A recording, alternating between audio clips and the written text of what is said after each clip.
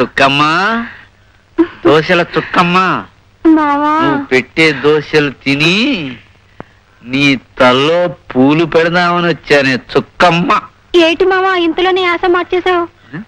ఇప్పుడేగా రౌడీలాగొచ్చి అబ్బా బుగ్గ గిల్లెళ్ళావు. రౌడీలా రావడం ఏమిటే వెర్రి మొహమా? నేను వచ్చింది ఇప్పుడేగా. పద పద, ముందు దోశ ఎడుదు గాని. ఊరుకో మావా, అమ్మంతో 6 దోశలు మింగేశావు. ఎప్పుడు లేంది. అబ్బా నలిపి నలిపి. ఏమిటి పోలేది? నేను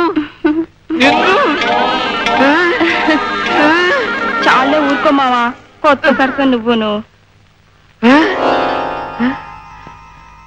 కొత్త సరసమా? రౌడీగాడా?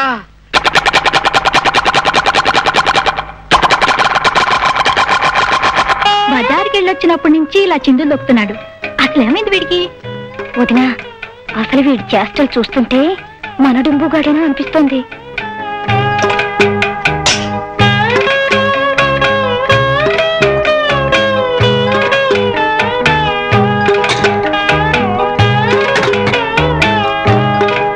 అయిపోయింది, అయిపోయింది, నా పని పూర్తిగా అయిపోయింది. నేనేం పాపం చేశానని అందరూ నన్ను ఇలా అనుమానిస్తున్నారు.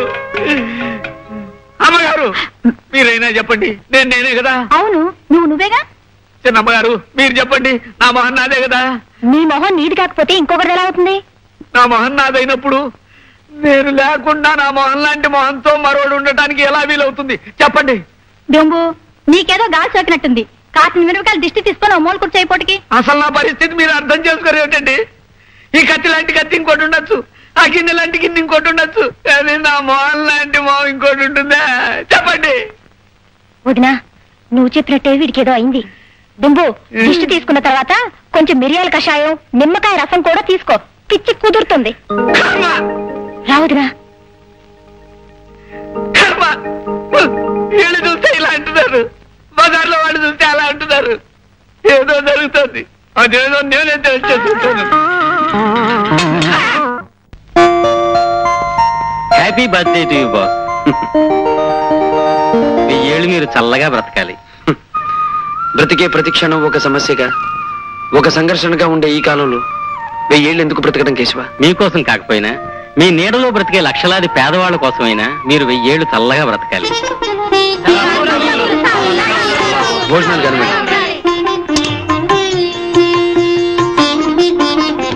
బాస్, మీకు ఫోన్.